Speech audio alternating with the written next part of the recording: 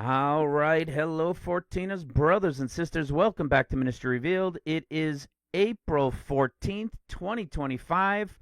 And today I decided we're going to need a little bit more time with the dual calendar putting it together. I know a lot of people like to see the calendars and to go into that and you know, but I've always said it, right? You guys know the most exciting part is the revelation of Jesus Christ, the mysteries that have been being revealed for the last over 7.5 years now.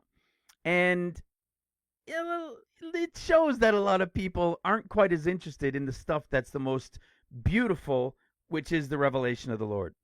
Look at these views, 1,300 views in the last 5 days plus in the chapters to Gospels from Isaiah. An incredible revelation, a new mystery, and 1,300 views. Look at this one.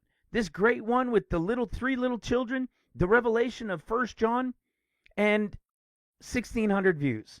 And it's my fault, and I know it's my fault, and the reason it's my fault is generally because when a date we've been high watching comes and goes, and we put our nose back to it and we dig into these things, I tell people where I foresee the coming pre. And I pay the price because sometimes it was a year before, and then a bunch of people dropped off. And then this one was 10 months, now a little over 9 months, something like that, maybe less. And people just don't like to hear it, which proves that so many people are just watching for the day to go. And it sucks. I don't do this for myself. I do this for everybody that the Spirit leads. And all I want is for more and more and more people to understand, to see the mysteries that have been revealed, the understanding of prophecy as never before. But, I don't hold back with you guys. I've never held back mysteries with you guys. If I've understood it, I bring it forward. And for that, we pay the price with less people wanting to watch. We pay the price with less support coming in at a time when the ministry has grown and we need support more than ever before. You know, man, it's awesome because we get to be a part of this, but the roller coaster ride of emotions is sometimes pretty sucky, But I want to say also that I am so grateful because of everyone who does stick around. Those who really do diligently search, those who seek and search these things out. I've said it before. We sometimes, it's been several years, right? And we get a little bit complacent because we know these revelations now. We know the mysteries, the keys that have unlocked it all. And so it's like, yeah, more revelation when it should be, oh my goodness, this is flipping awesome, man. More revelation. That's the way we should approach it, right? And I try to approach it like that all the time. And I generally do because I could never be more excited in doing teachings when there's more revelation, new things being revealed, more books being opened. I can never be more excited. But that when I see stuff like this, I just feel this little punch in the gut, right? Because I know, as you guys know, we just want to reach more people. And I know that these in-depth things, this going into the books of Isaiah, the chapters of Isaiah to reveal the chapters, to reveal the books of the Bible in what they reveal prophetically, I know new people aren't going to get it. That's why I always talk about the intro series, and we'll get to that in a moment. That's why I always talk about the intro series. But for those that have been around for a while, this is our bread and butter. These are the types of things we love to go into to draw closer and to piece more parts together to understand this detailed layout of the end of days. And I know that there are still many of you out there that love it, that love digging into the Lord and being diligent and seeking and searching him out in the revelation of his prophecy. And for that, I am grateful. I love you guys. I love you all. I love everybody. Okay. But I really appreciate you guys, and you know, we will keep going no matter how many people are watching, and soon enough the Lord will make the season and time known, and that's when our real work will begin. So we will continue to prepare, to continue to seek and search and watch and pray until that time comes. And um, talking about the support, anybody who would like to support, you can go right here, this link in the Ministry Revealed. This is our P.O. box. It turned out that I mentioned it before. I forgot to renew the mailbox. I think I was so excited in the February watch that I forgot. First time in over 7 years, but it is active. It is in order again. So if anybody wanted to mail anything, you can go that direction, or you can use PayPal right here. Another place is when you go to the website. We'll go into it in a moment for another reason. You can click the PayPal right here, or donate to the mission right here. It'll take you to PayPal as well. All right. So I like to bring that up just as a reminder. Sometimes, there still is a ministry all over the world, especially throughout here and in Uganda, and we want to make sure we can continue to provide, because that's where it's growing the fastest, guys. That's where it's growing by leaps and bounds and tens of thousands. They just don't all have access to be able to watch hours of teachings on YouTube, so they do it from the scriptures with Cindy's Salvation book and with the Ministry Revealed book to understand the prophecies and the words better. All right? So, excuse me. So with that, you know where I'm going. I'm going to the playlist. So let's get going to that playlist right here.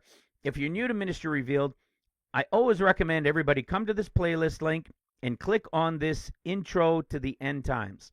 When you do that, it'll bring up this playlist. There's 15 videos in here. I don't recommend you watch all of them right away unless you just get so enthralled and you want to dig in deep. Go ahead.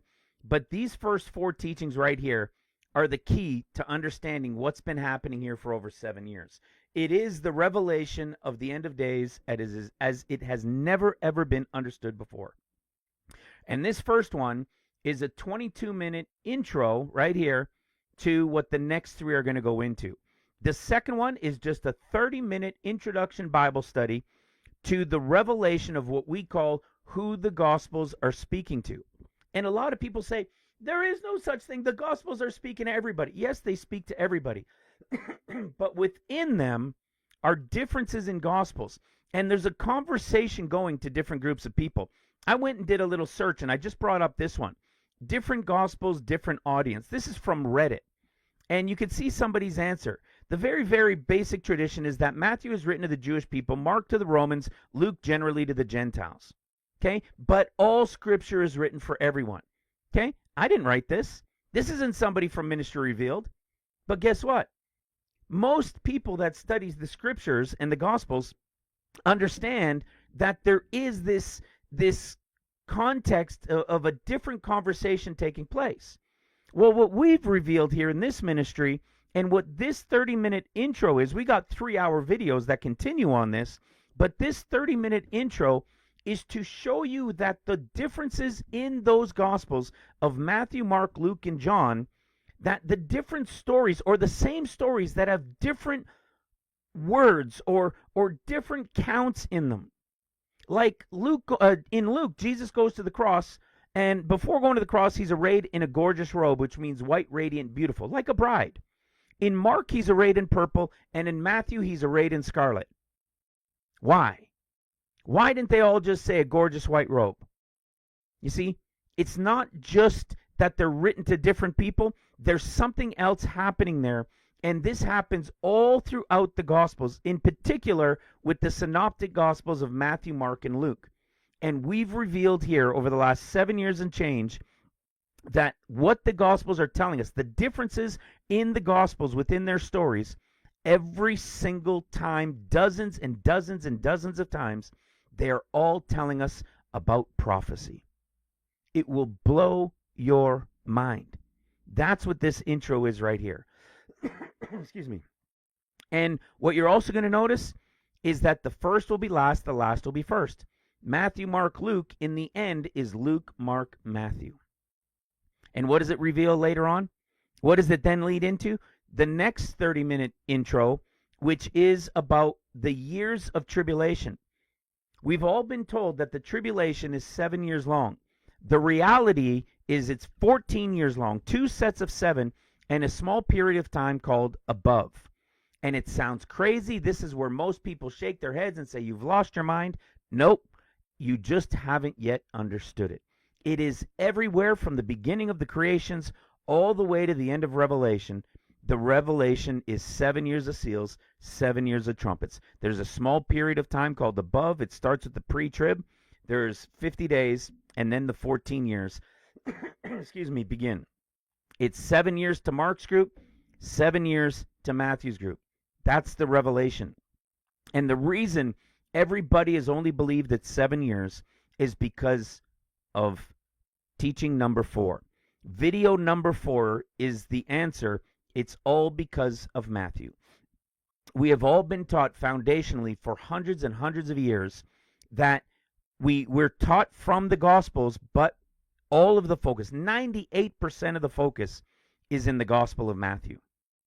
And because of that, it has never been understood why Mark and Luke are what they're saying. Even though people have understood there's different audiences. It ended with just this debate of what those audiences are, who those audiences are. The revelation of the end of days proves it here.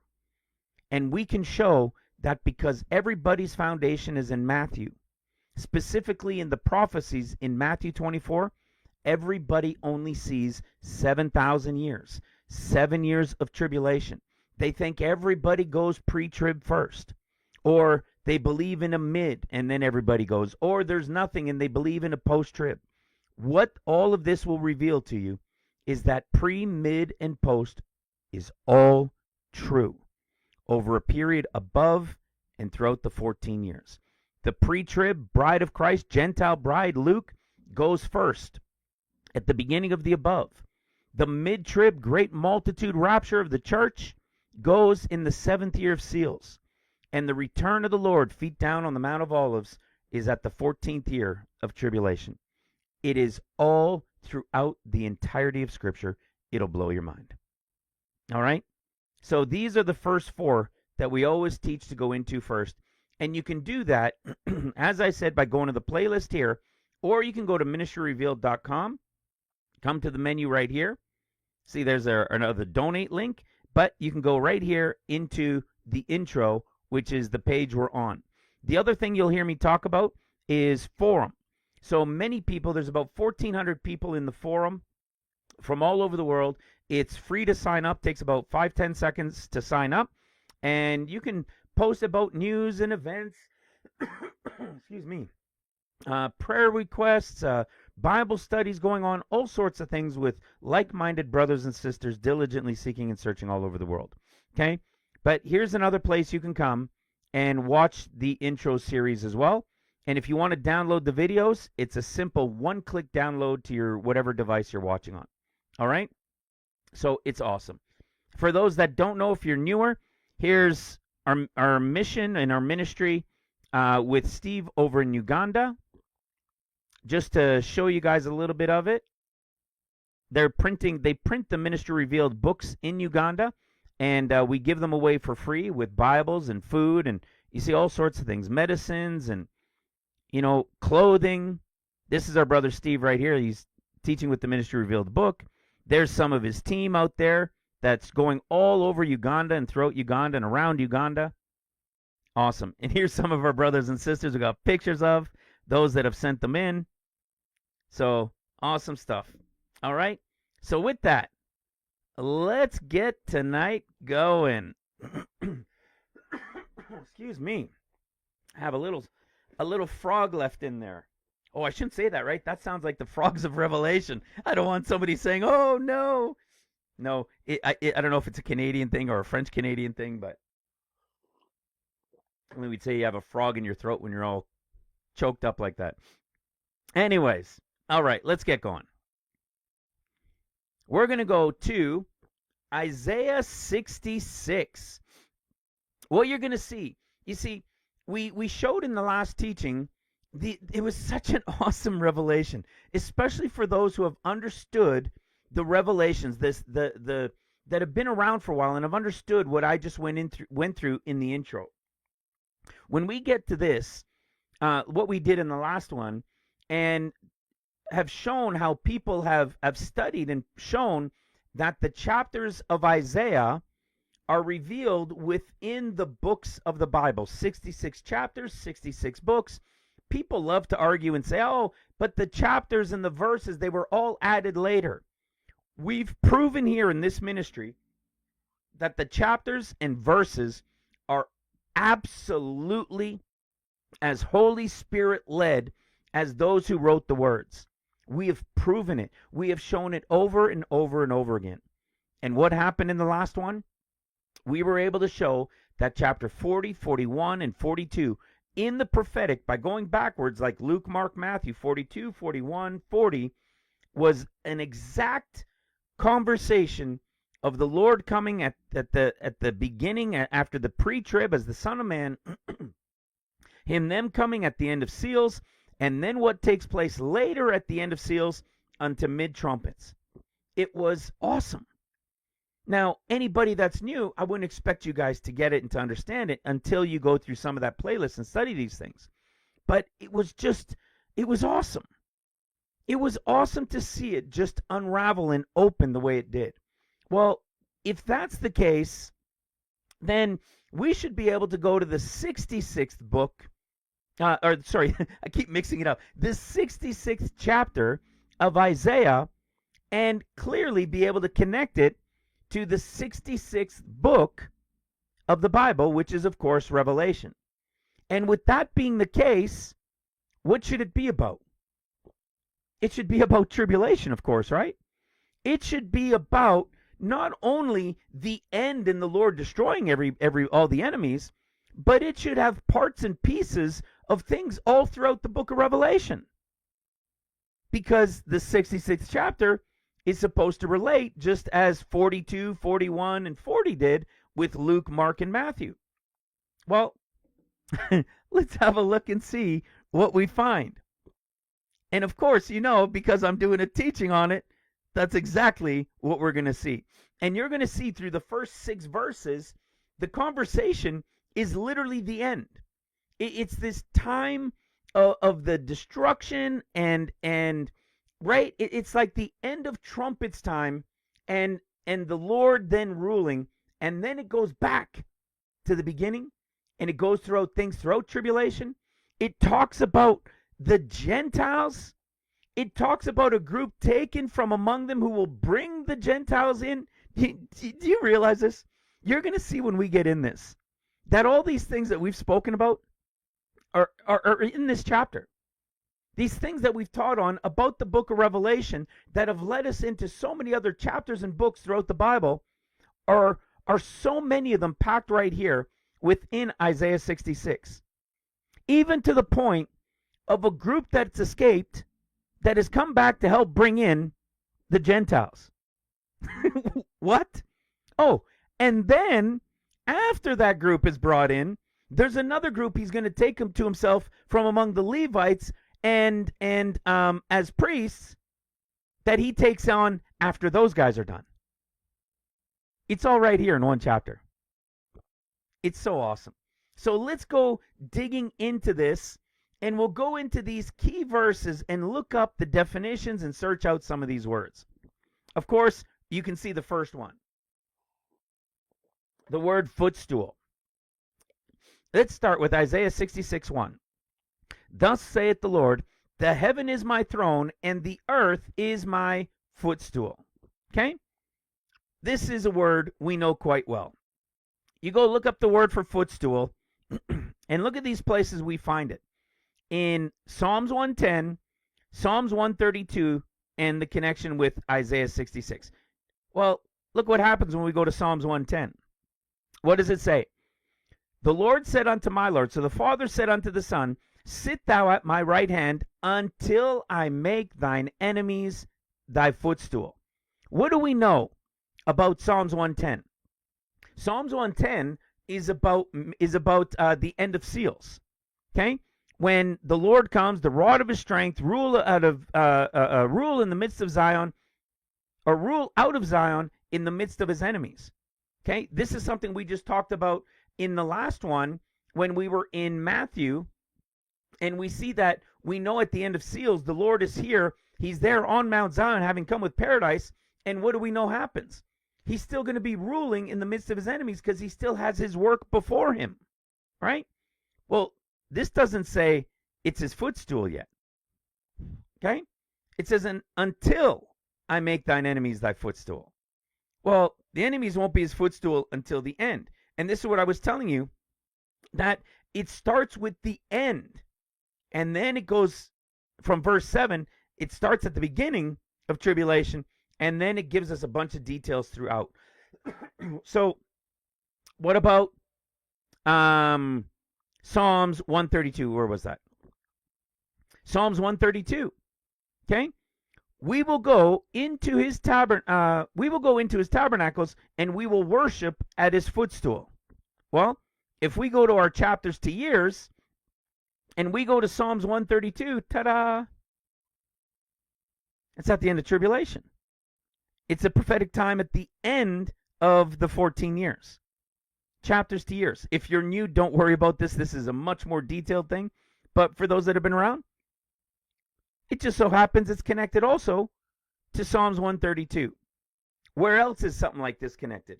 So that we can understand it's at the end. How about 1 Corinthians 15? Watch this.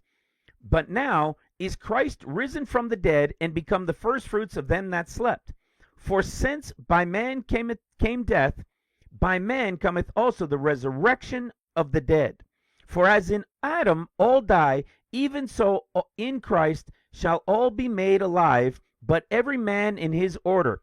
Christ the firstfruits, afterward they that are Christ's at his coming. Okay? We know that first group, right? We know who that represents. Then comes the end, when he shall have delivered up the kingdom to God, even the Father, when he shall have put down all rule and authority and power. For he must reign. Remember, we were just showing this in Psalms 110 as well, right? For he must reign till he hath put all enemies under his feet. The last enemy that shall be destroyed is death. For he hath put all things under his feet.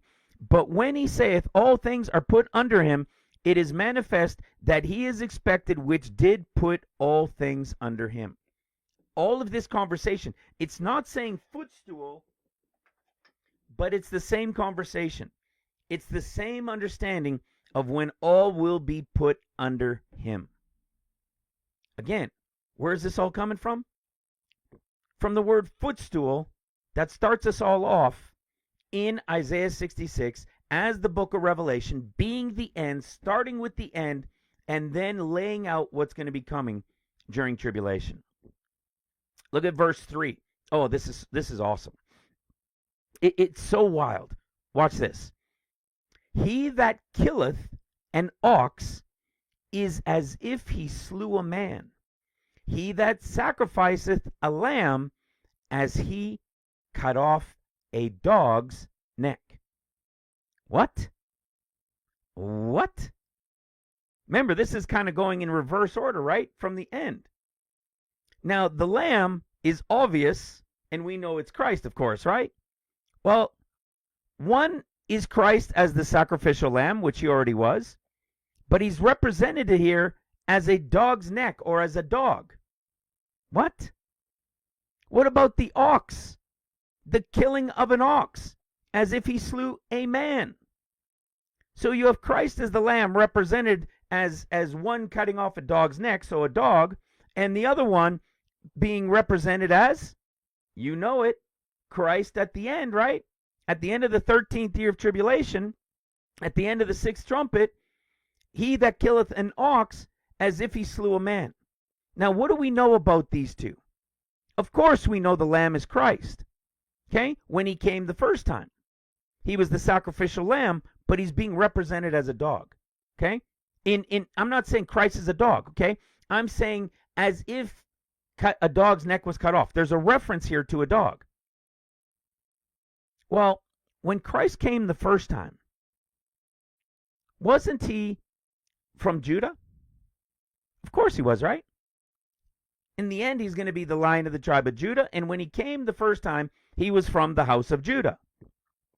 When he comes at the end of seals, what do we know he's coming as? Well, we just saw it, right? We just saw it right here in Psalms 110. When he comes as high priest and king, when he's coming after the order of Melchizedek, he's coming as Messiah ben Joseph / Messiah ben Ephraim. You guys all know this, right?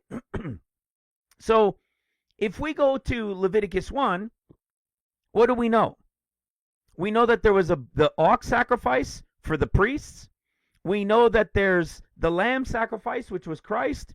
And we know the 2 turtle doves, which had to do with his birth. Okay? So he was what? The sacrificial lamb without blemish. And what do we know he is in the end? We know he's the bullock.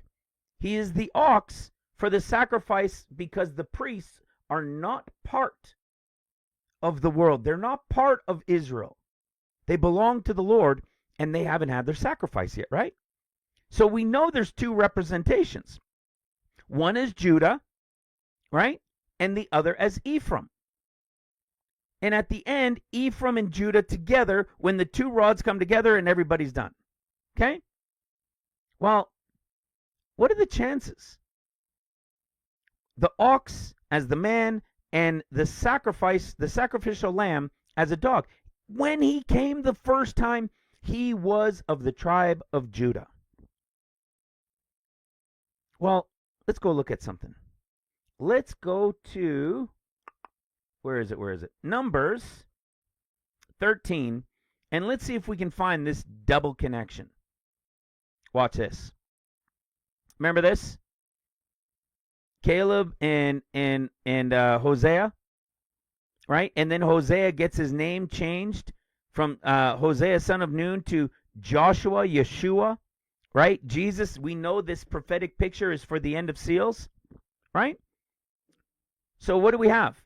One from Judah, one from Ephraim. When Christ came the first time, he was from the tribe of Judah. When he's coming at the end of seals, we know he's coming as Ephraim, the firstborn. We know he's coming as high priest and king.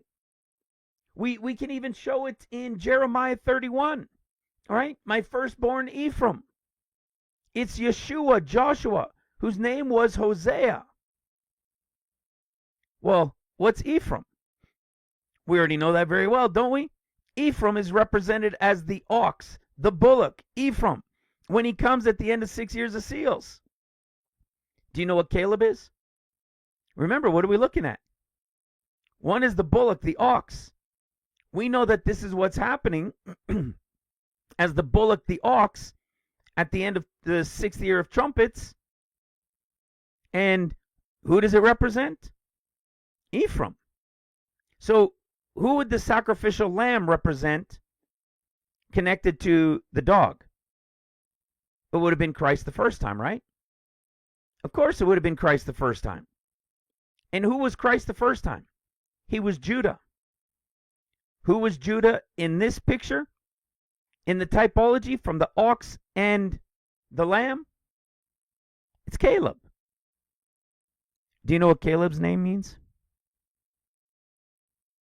Caleb's name is from the word dog.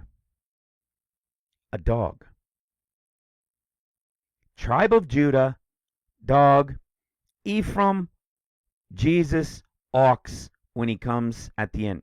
He came as the tribe of Judah, who was the sacrificial lamb the first time, and the context is telling us, excuse me, in 66,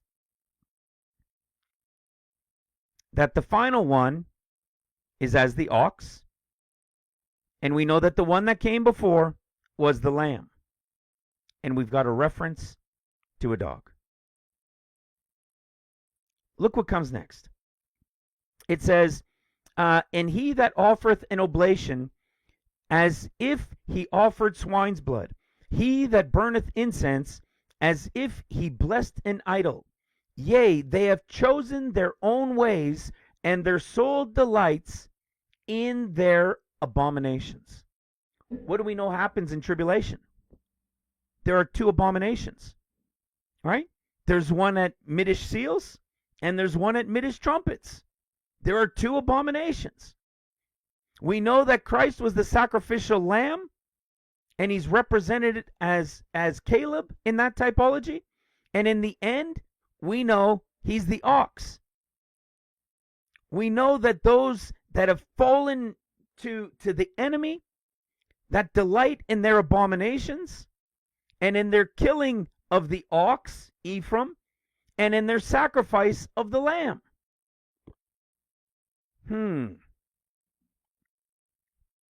I will also choose their delusions, their vexation, a tyrant. Okay?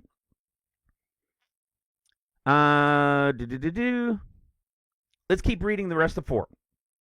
And will bring their fears upon them, because when I called, none did answer. When I spake, they did not hear, but they did evil before mine eyes, and chose that which I delighted not.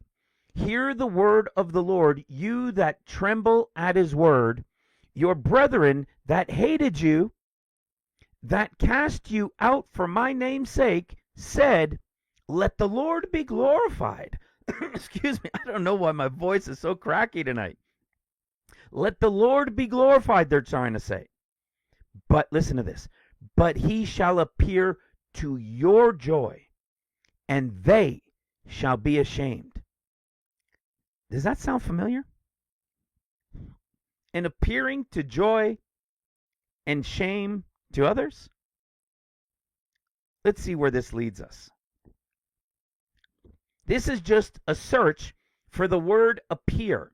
Okay? It's all throughout Scripture, but within the discourses, it's only found in Matthew chapter 24, verse 30. What are the chances? Remember what we were saying?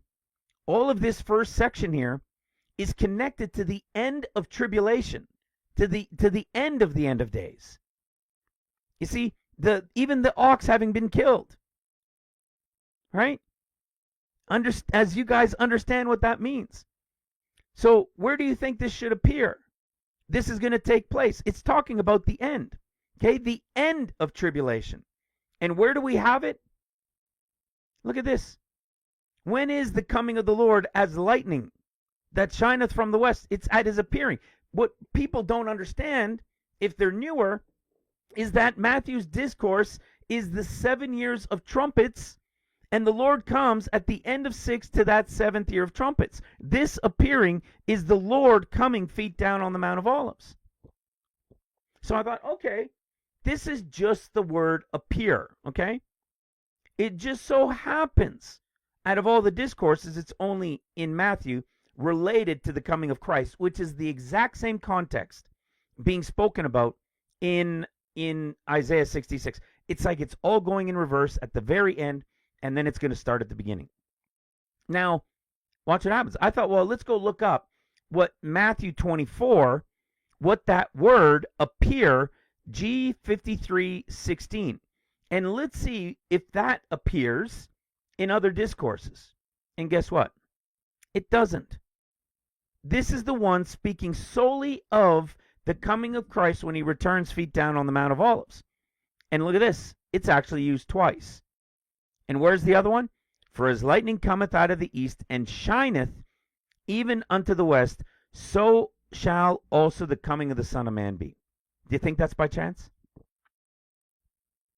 The only time the word appears in the discourses is right here. And you go look up the word, and it's connected to the only other place it happens in the discourses, and it's the same discourse, talking about the same timing. It's not like in another part of Matthew's discourse where it's during the trumpets time. No, it's about the coming of the Lord when he returns at the 14th year. Funny how that works, right? Well, let me show you something else. This word, when I did the search just for appear, if you go and keep searching, it's used one time in the book of Revelation. And look at where it appears. Revelation 3:18. What do we know about Revelation 3:18? I don't know if I still have the book opened. Where is it? Where is it? Where is it? Oh, right here. All right. What do we know about the book of Revelation and Laodicea? It doesn't only start tribulation, but it's also what? The end of tribulation. Right? The apostasy right to the end at the time of the coming of the Lord. And what do we know about what Revelation 3:18 tells us? It says, I counsel thee to buy of me gold tried in the fire, that thou mayest be rich, and white raiment, that thou mayest be clothed, and that the shame of thy nakedness do not appear. You see that? Another connection with the same word, only found in Revelation 3:18, which is Laodicea speaking to the end of the tribulation, as you guys have seen taught many times over the years. Well, let's just really hammer this down. Let's really see by reading the rest of it. But he shall appear to your joy, and they shall be ashamed. Isn't that exactly what it says? Isn't that exactly what we just read? That thou mayest be clothed, and that the shame of thy nakedness does not appear. When's he talking about? Revelation 3:18. This is at his return, feet down on the Mount of Olives. Shame and appear. There will be those in the shame of their nakedness when the Lord appears. Again, all connected to this first section of Isaiah 66, speaking to the end. Okay? Let's go a little bit further. Connected even more. Isaiah 66:6. A voice, a noise from the city, a voice from the temple. A voice of the Lord, okay? A voice from the temple. Watch this. What are the chances, following the trajectory we've been on through the first 6 verses here, what are the chances that this verse is only found at the end? Ta-da! The only time you see that same wording is in Revelation 16, verse 17. And the 7th angel poured out his vial into the air, and there came a great voice out of the temple. Again, remember, we know even with the bowl judgments, they will take place in that end of the 13th year, start 14th, all in that timing of the Lord when he returns feet down.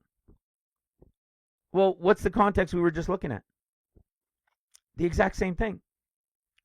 To their shame, to your joy, they have gone through abominations, the sacrifice of the ox, until the time that everything is put under his footstool. Okay? Or everything becomes his footstool. And then what does it say?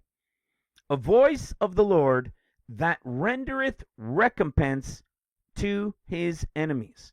Okay? So he's going to give recompense unto his enemies. Let's go see where that word's found. What do you think the chances are that it's connected to the end? Kind of a broken record now, isn't it? How about looking at Joel chapter 3? Remember the revelation of Joel in order? How about going even to Jeremiah 51? Okay? For this is the time of the Lord's vengeance, and he will render unto her recompense. What do we know that is? That's, of course, at the return of the Lord to bring vengeance on all his enemies, and then it's the decree, the declaration of the Jubilee after that year. What do we know about Joel in order? We've got a teaching. If somebody wants to go scroll through and look for it, we have the books of Joel in order, chapter 1, 2, and 3, from the time of the beginning, the middle, and the end of the 3 comings of the Lord. Somebody says 3 comings of the Lord. Are you crazy? No, it's all in the scriptures. He's coming as the Son of Man for 40 days, as he said he would, as Jonah. He's coming at the end of the 6 years of seals, just as so many of the Jews understand the Messiah ben Joseph ben Ephraim coming, who's going to destroy their enemies that destroyed them. It will destroy them and will establish and rebuild the kingdom. That is the Lord there. And then we know when he's there as the ox, something happens at the end of the 6th year of trumpets, and then he returns, feet down on the Mount of Olives. 3. Okay? 3. Just like the Gospels. And what do we know? Joel 1, 2, 3 is the same thing. So, isn't it fitting that Joel chapter 3 talks about the recompense? In verse 4, will I return your recompense upon your own head? Because you have taken my silver and gold and all of those things, right? And then what does it say? Verse 7, behold, I will raise them out of the place whither I have sold them, and will return your recompense upon your own head. Funny how that works, right? The entire storyline of the first 6 verses is all about the end of tribulation. Clearly, Isaiah 66 should be all about tribulation. It should all have references back to the book of Revelation. And indeed it does. And it's almost like, in my thinking on it, is this first piece is almost like a proclamation in the first 6 verses that it's to the book of Revelation, that it's about bringing everything to the end. That's what it strikes me as. But now, it's about to change speed. We come to verse 7. And those of you who have been around for a while, you know where I'm going with this. Give me a second. It's not really cold here, but it's cool. So, all right. So, those of you, like I said, who have been around for a bit, you know exactly what this is about. This is Isaiah 66:7, and where it all began for me about 7.5 years ago on September 8th, 2017, when my life in prophecy and in revelation and understanding changed forever. Listen to what 66:7 says. Before she travailed, she brought forth. Before her pain came, she was delivered of a man-child. Lo and behold, that will take us, as you know, to the beginning of it all. Revelation chapter 12 in verse 2. Verse 1, of course, the great wonder, the woman clothed with the sun, right? Moon under her feet, crown of 12 stars. I'm going to show you guys something about this. In an upcoming teaching, I'm going to show you this in relation to when we go into the count, when we go into the calendars. Excuse me, I'm going to show you something about verse 1. I was surprised. So verse 2, this is where it gets interesting. So what we've talked about on this for years is that the pre-trib, the pre-trib bride of Christ is gone somewhere from the end of verse 2 to from the end of verse 1 to the start of verse 2. Okay? And it's the revelation of Isaiah 66 verse 7. And this is where it all started for me. This is when I knew, because everybody back at the time of Revelation 12 in 2017, they were all saying that this was the rapture. The was caught up unto God and to his throne. Well, this is the rapture.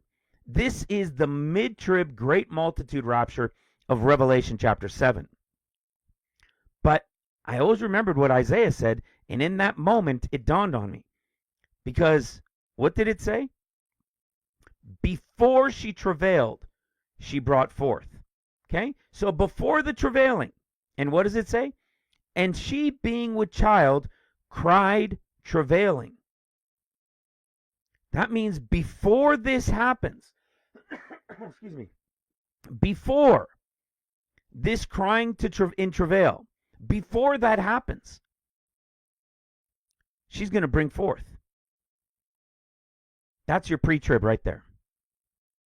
That is the pre-trib right there. Before the travail she brought forth. And then what does it say? Before her pain came, she was delivered of a man-child. Which means during the travail, but before the pain. Okay? So during the travail is when she brought forth the man-child, which came before the pain.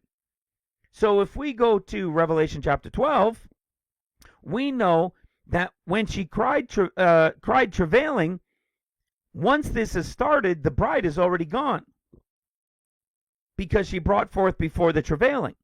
But then what did it say? Before the pain. Before the pain, she was delivered of a man-child, which means at the time of travailing is the prophetic picture of what this is saying of when the Son of Man is coming for 40 days. And what have we revealed over the years? That this right here is the 40 days of the Son of Man. And what is the pain to be delivered? This word pained is a crazy word. When you look at the definition, we'll go to Revelation chapter 12.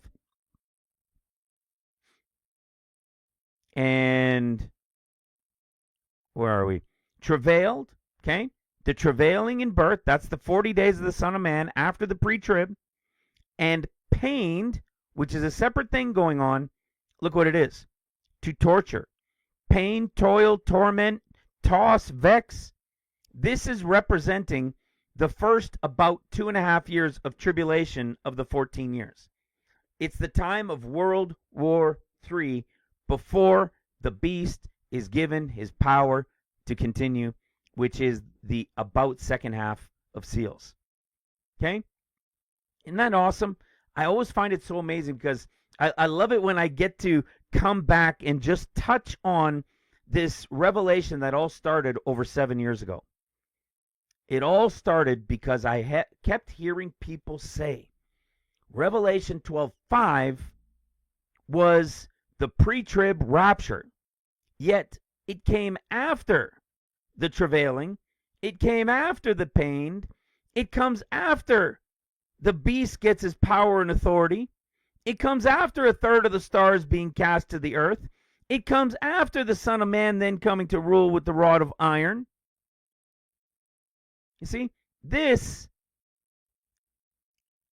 is all seals. All of this is your 40 days and your 6 years of seals until the 7th year caught up to the throne. This is the was caught up rapture that goes to paradise. The pre-trib is going to the third heaven. That's the difference in the two pre-tribs. I mean, in the two raptures. One is pre, one is mid. One goes to the third heaven. The other one goes to paradise, which is the place he's coming with prepared. All right? What else do we got? For as soon as Zion travailed, she brought forth her children. Verse 10. Isaiah 66, verse 10. Rejoice ye with Jerusalem, and be glad with her. All you that love her, rejoice for joy with her, all you that mourn for her. So we're to be rejoicing at this time of mourning. Why do you think that is? How about Zechariah chapter 1? Remember I said everything's now kind of taking us to the beginning and then taking us through it? Watch this. One place we go to all the time at this beginning of the time of the destruction coming upon Jerusalem. And what do we read? These 70 years, which I finally believe we are in the final 70th year. It is the final option of all options. And we now understand it as we hadn't all these years, that it's connected to Jerusalem and not Israel. And what does it say? In verse 14, in the midst of these 70 years, so the angel that communed with me said unto me, cry thou, saying, thus saith the Lord of hosts, I am jealous for Jerusalem and for Zion. No, that's not what I wanted. Where is it? Oh yeah, it was this one right here, verse 12. Then the angel of the Lord answered and said, O Lord of hosts, how long will you not have mercy on Jerusalem and on the cities of Judah against which you have had indignation these 70 years. Now, what does this have to do with what I was showing in Isaiah 66? Jerusalem's about to be destroyed. You see, most Jews don't know that. There are some Jews that are aware that Jerusalem and Israel will be destroyed, but most don't. And those that have heard it, most don't believe it. We know it's coming in prophecy. We know it's for disobedience. We know the land has to rest for 7 years before the temple can be built. He's not going to build it on that defiled land. So you see, this destruction and all of this coming on Jerusalem, and the mourning that's taking place is supposed to be a time of rejoicing in the midst of this mourning for her. For the people? No, for the land. For the land. Because of all of the defilement that's been taking place, the destruction needed to come to remove them from the land so that the land can rest. And in this mourning, we should be rejoicing. Aha, now it makes sense, doesn't it? Because why? Because it's all prophecy, guys. Oh, and just to add a little more to the mix, when does this happen? When does this take place? Well, if we're to connect it to the book of Revelation, it connects right here starting in Revelation 6 verse 3. And when he had opened the second seal, I heard the second beast say, "Come and see." And there went out another horse that was red, and power was given to him that sat thereon to take peace from the earth. Okay? So what ends up happening, this is the end of 50 days, as you guys know. Okay? The white horse rider is the Son of Man when he comes for 40 days. They'll be compassed about. The anointing of Acts 2.0 of the Holy Ghost will take place. And then the Holy Ghost will go. This group that was anointed from the Luke group will then go out from Jerusalem, and Jerusalem is attacked and destroyed. Just as Jeremiah chapter 4 tells us. Same sequence. Peace is taken from the earth at this point. And what's given? A great sword that they should kill one another. It's nation against nation, kingdom against kingdom. And where does it start? Jerusalem, just as Luke 21 said. Luke 21 told us that while the Son of Man is here for 40 days as that white horse rider, he's going to be warning as Jonah did, and he's warning over Jerusalem. Okay? He's warning the Jews, he's warning them that they're about to be compassed about and destroyed. And what happens at the red horse rider? Peace is removed and destruction begins. That starts nation against nation, kingdom against kingdom, people against people, neighbor against neighbor. It begins at Jerusalem. And that's exactly what we're seeing here. This destruction coming upon Jerusalem, which is why there's a mourning, and he's saying, rejoice for her, because now she will have her rest. You see what's happening? This whole shift from verse 7 started to now have a conversation of the things taking place in the beginning. Let's go to verse 12. Now watch what's happening. Now, remember, it's only one chapter, right? So you've only got a few verses to portray this picture of the end. Watch where we are now. Verse 12. For thus saith the Lord, behold, I will extend peace to her like a river, and the glory of the Gentiles like a flowing stream. Then shall ye suck, and you shall be borne upon her sides, and dandled upon her knees. What do you see happening here? Now he's extending peace. When does peace get extended? During seals in the midst of all the destruction? No.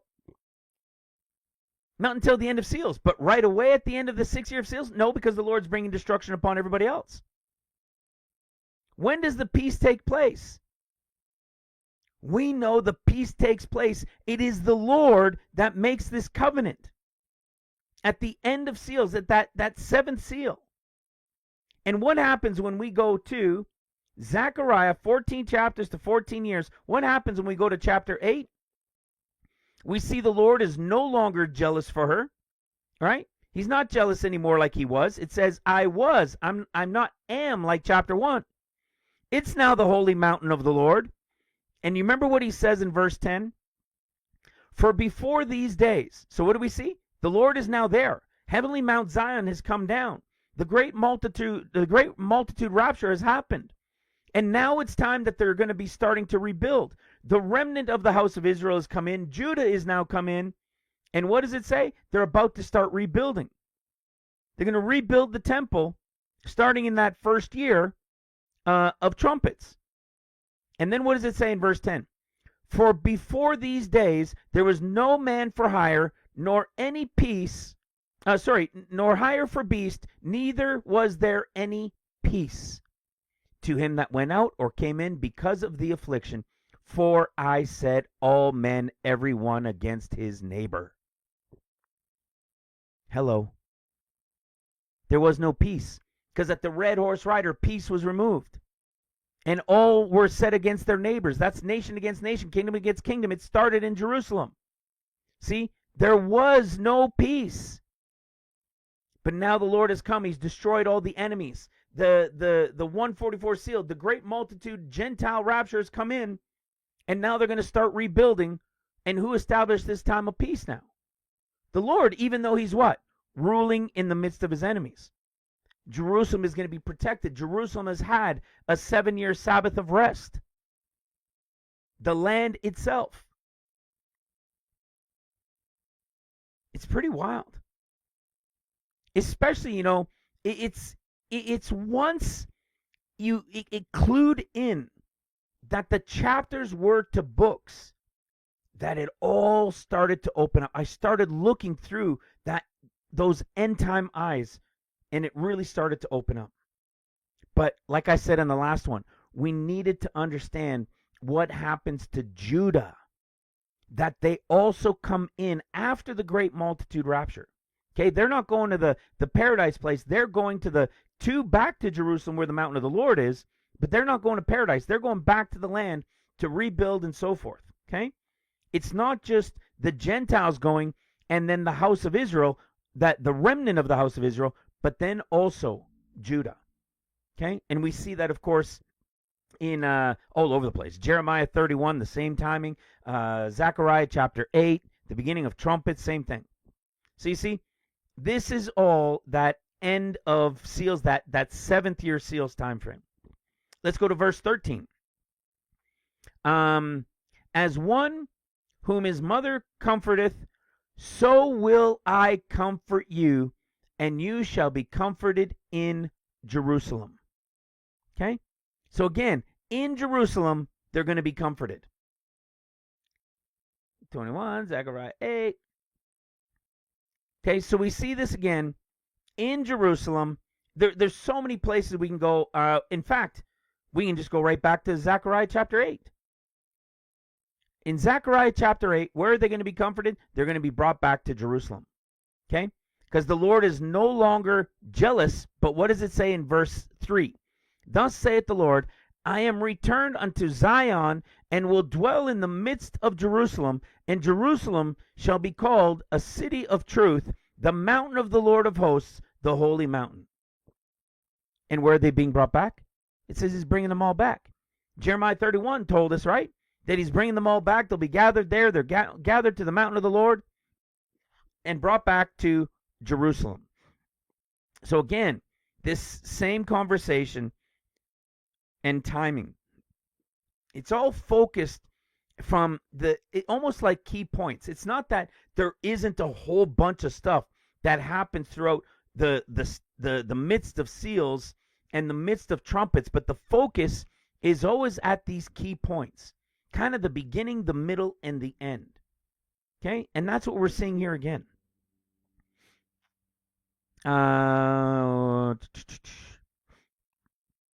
Let's go to,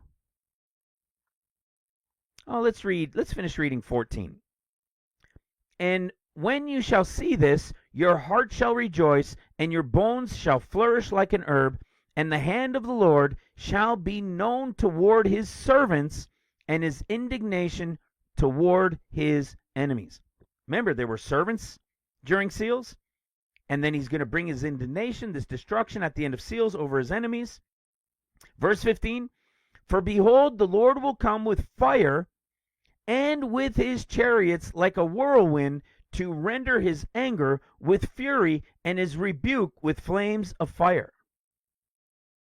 What? Sounds familiar too, doesn't it?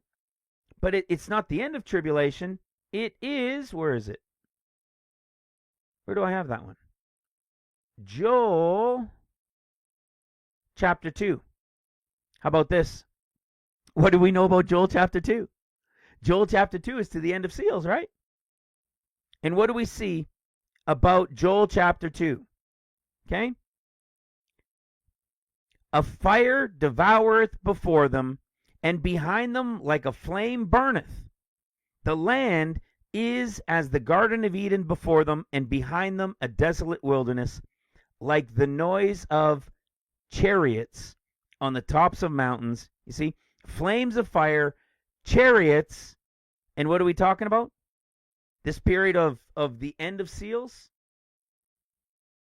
We know that it's a sword of fire.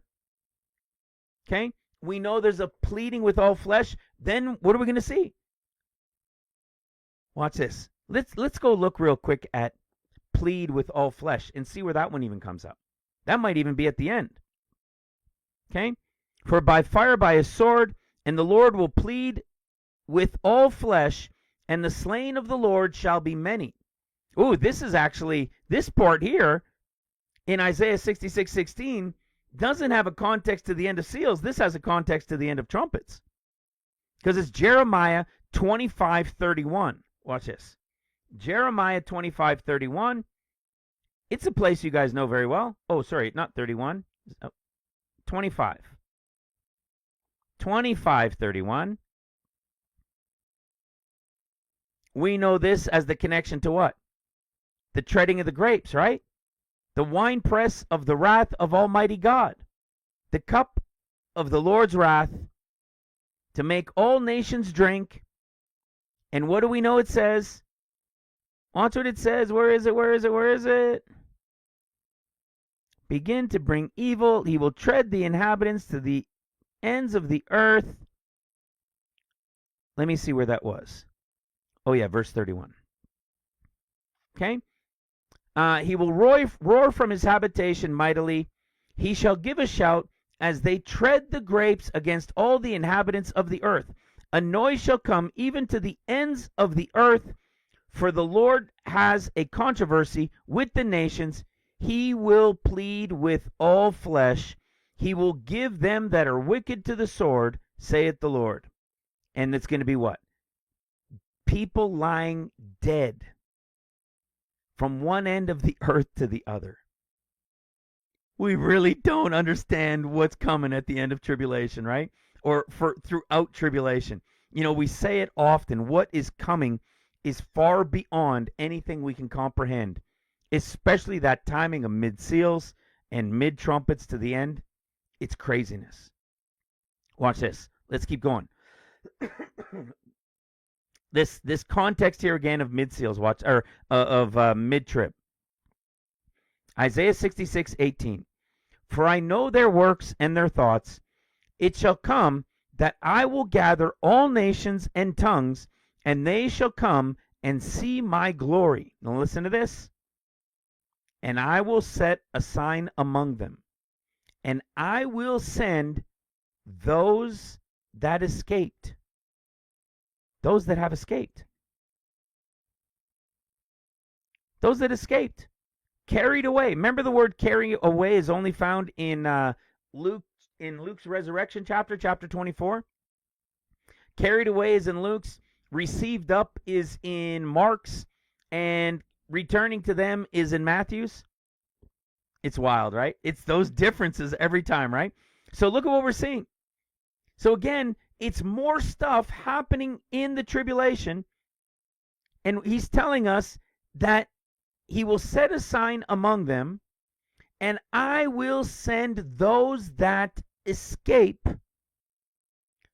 of them unto the nations, that have not heard my fame, neither have seen my glory. Listen to this. And they shall declare my glory among the Gentiles. There's that Gentile conversation again.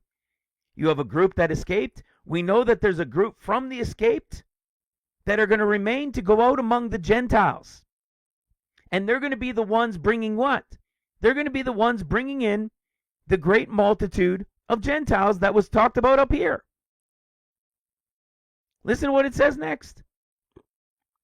Where am I? And they shall bring all your brethren for an offering unto the Lord out of all nations, upon horses and in chariots and in litters and upon mules and upon swift beasts, to my holy mountain Jerusalem.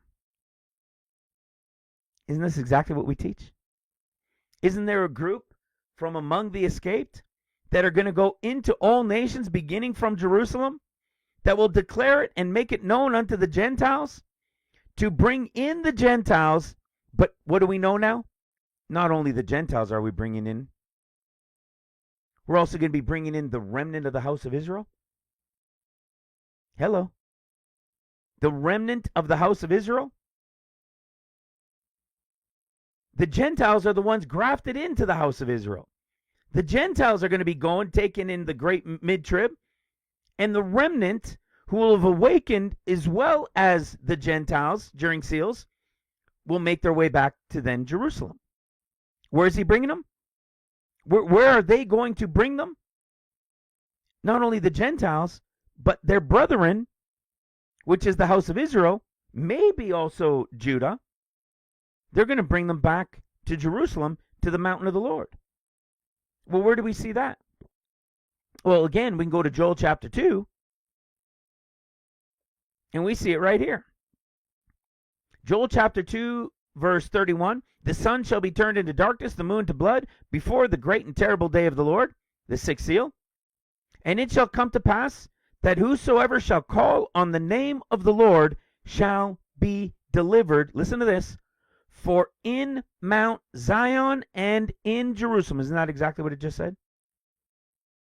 Shall be delivered, for in Mount Zion and in Jerusalem shall be deliverance, as the Lord hath said, and in the remnant whom the Lord shall call.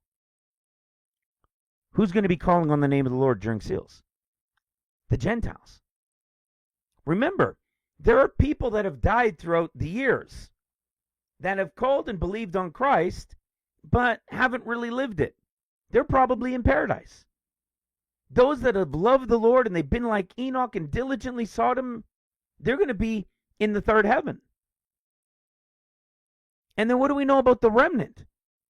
So here we are talking about the Gentiles being brought in, those calling on the name of the Lord, and they're going to be delivered where? To Mount Zion, which is paradise. And the group of the remnant are being delivered to where Mount Zion is, but in Jerusalem. It's the same conversation as Isaiah. And what do we know about Joel chapter 2? Of course, we know it's the end of seals. What else is it? Oh, I don't want to forget this part.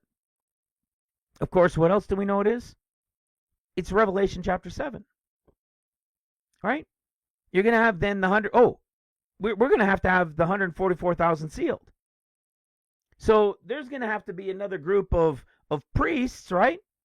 Levites, priests, that are going to have to then come on board, that will serve the Lord for what comes next after this great multitude is brought in. What is this great multitude? This is the great multitude rapture, right? This is the mid-trib, the Gentiles and the remnant of Israel going back. And we know that there's going to be another group of workers then chosen, called the 144, that will then serve the Lord in that final year of seals, but really have their work in the time of trumpets. Well, let's see what Isaiah has to say next. It's so wild. I had never looked at it with these eyes before. It's so wild. Okay? So now we've seen more of this conversation. This first group that went out from the escaped, right? The Luke remnant workers we always talk about. They're going to declare it among the nations to the Gentiles, and they're going to be going, as we know, in the great multitude rapture, and they're going to bring the remnant of their brethren, of the house of Israel, and they're going to make their way to Jerusalem. It's so awesome. And listen what it says next. Let's finish that at verse 20.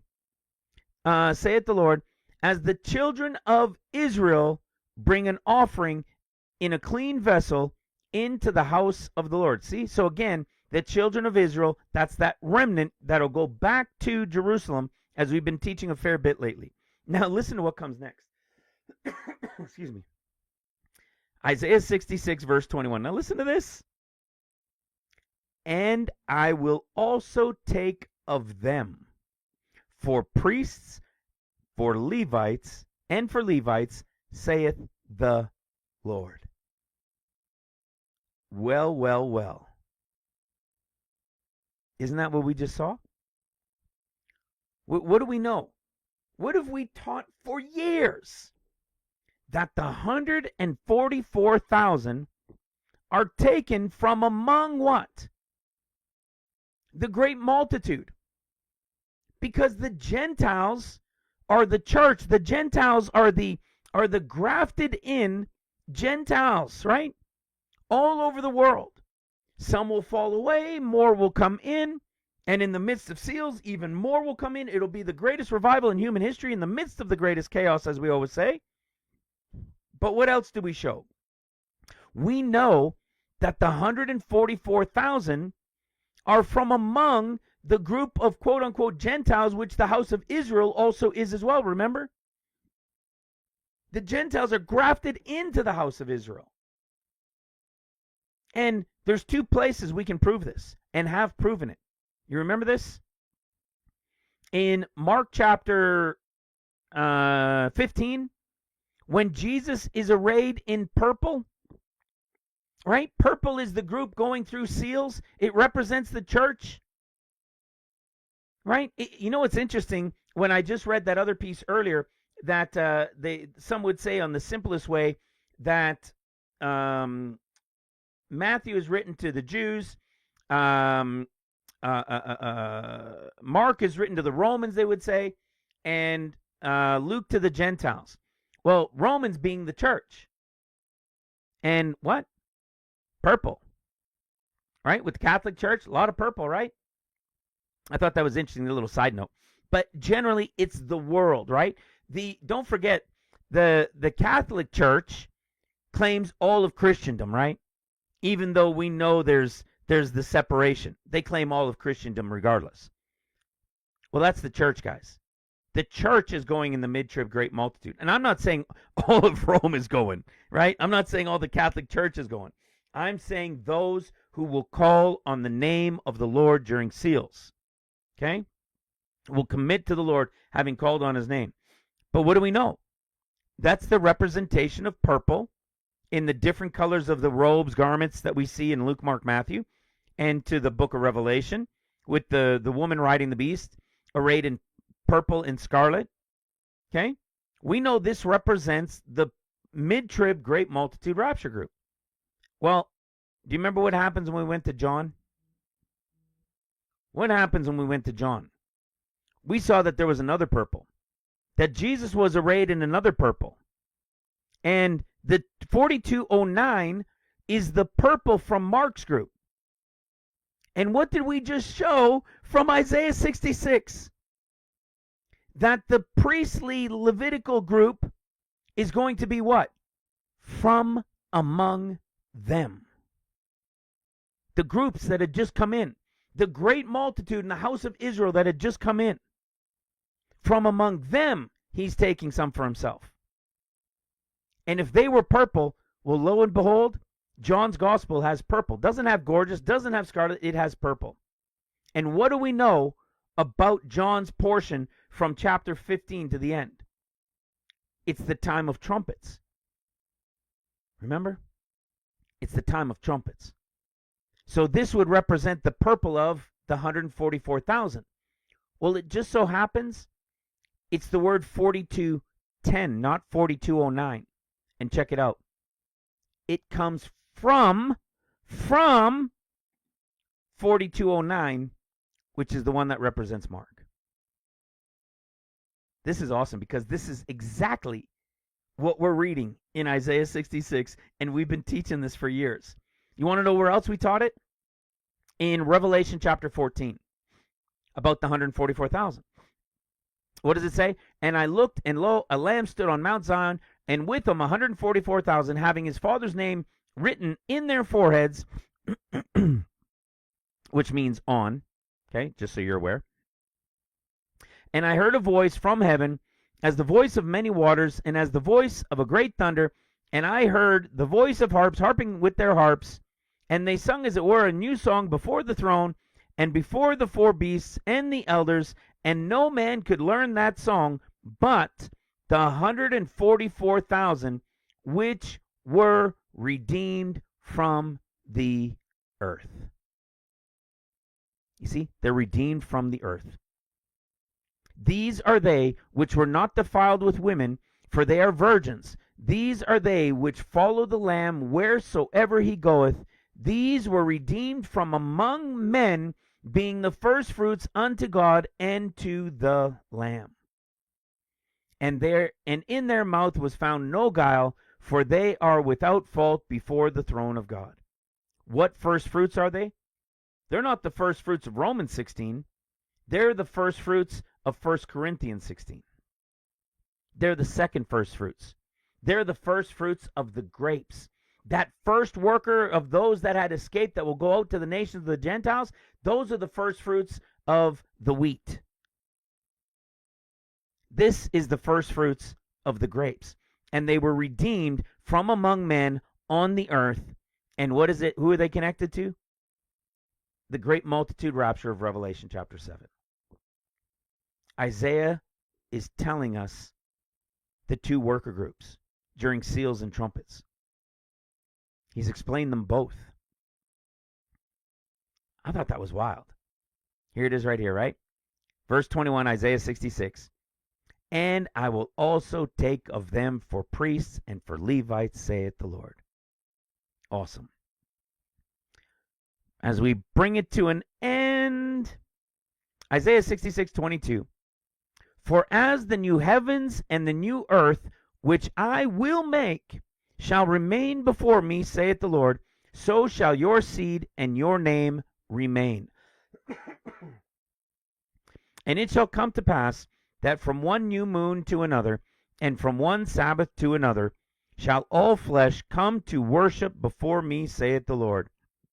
And they shall go forth and look upon the carcasses of men that have transgressed against me, and their worm shall not die, neither shall their fire be quenched, and they shall be an abhorring unto all flesh.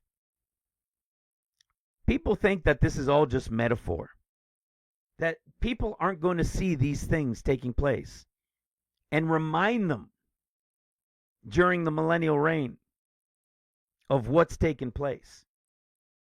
We've talked about it before. Imagine during the millennial reign and new people are being born throughout those hundreds of years. They've never experienced the history of the chaos, and they've lived in all of their life in peace. But people are still going to be living in flesh. They're not going to be perfect. They're going to be living hundreds of years again. The Lord will have renewed, remember? The Lord will have what? Renewed the earth. It's not the brand new earth. It's the refreshing of the earth, the rebuilding, the repairing. And what do we know that is? We talked about it in the last one. It's Ezekiel chapter 47. Ezekiel 47. Ezekiel 47 is the picture when the Lord is going to be renewing the earth. Let me show you that real quick. Okay? This is literally, he's returned, he's destroyed the enemy, and at the end of the 14th year, in a Nisan to Nisan count, he's going to then pour out the waters. The waters are going to go out from the throne in that first half of the Jubilee. And it's going to renew and replenish and restore the earth. As we read here in Ezekiel chapter 47. All of these things. He's going to renew and replenish the earth, and people are going to live again for hundreds and hundreds of years. What do you think is going to happen? I think this is more of a reminder. Neither shall their fire be quenched, and they shall be an abhorring unto all flesh. Which means what? As people go to worship the Lord, they're going to be reminded of these things when they see it. Even those who never took part in it because they were born in the hundreds of years of the millennial reign. And yet, what do we know happens at the end of the millennial reign? All right? The Lord, at the end of tribulation, we have the destruction, we have the war. Here is the crushing of the grapes, the treading of the winepress of Almighty God, and we know that they will be all scattered across the earth. And then what happens? When the 1,000 years are over, somehow, some way, Satan is released, and for some reason, you have the final Gog and Magog, not the Gog of Magog, but you've got the final Gog and Magog battle. With all these nations believing in Satan and the lie. I think a lot of it is because people will have been living with the Lord there and will not want to submit to all of that year in and year out. That's what will come, because people will have grown up and be hundreds of years old, and that's all they've known, yet they're still what? They're still in flesh. They still have sin. It hasn't all been conquered yet. And this will give them a reason to say, yeah, let's turn, let's go get them. Because the enemy will go whisper in all of their ears. It's craziness. It's a blessing to know these things in advance so that we can warn, we can tell the people. But the people at that point, remember, then you've got the 12 tribes going out during the millennial reign. And according to Scripture, that won't even be enough, because they'll still come to turn. He's going to have people there dying and their worm never consuming them.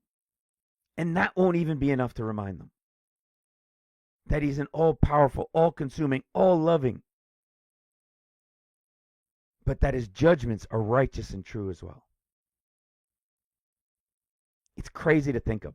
I don't even think any of us can really comprehend how something like that could really be possible. But you know what's great about that? I don't think we'll have to. Well, I know we won't have to. I believe this is a part of who we are right here. And I will send those that escape of them unto the nations, to wake up the Gentiles, to bring them into the great multitude, for which some will have died.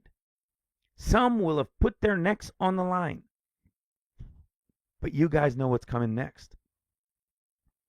When he comes, and when he returns feet down, we saw that judgment. We saw what Isaiah 66 was just telling us, that when he does return feet down in that final Laodicean age, and to some it will be to their shame, when he appears, we know that for those who have put their necks on the line, the Priscillas and the Aquilas, the Luke remnant, The Smyrna group, we know this, that when it begins, he's knocking on the door to that group.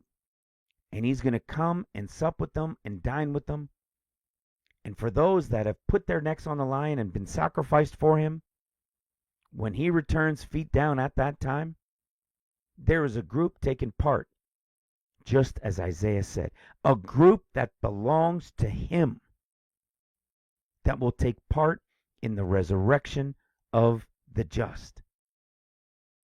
And this is their portion with him right here.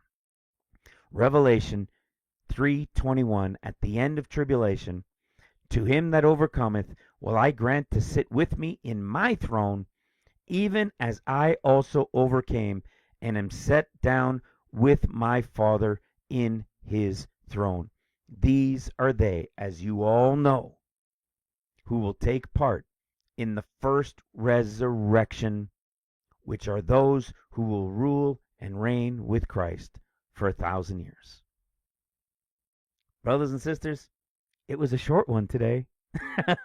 You probably didn't expect it. Oh, you see, I always think, oh, you won't expect it because I teach as if I'm doing live or as if I'm standing at a podium. But I never know until I get started. I said the last one would be, and it really went longer than expected. Well, this one, because we were sticking just to Isaiah 66, brothers and sisters, this is the end. Isaiah 66 revealed to the book of Revelation, covering from the end to the beginning and throughout the middle, revealed in Isaiah 66 as the book of Revelation. Brothers and sisters, I pray it blesses you. I pray it brings you more joy in seeking and searching and being diligent. Go and spend some time in there. Brothers, sisters, I appreciate you. God bless you. God bless your families. If you can, remember, support the ministry, and we will see you again shortly. God bless you all. Bye for now.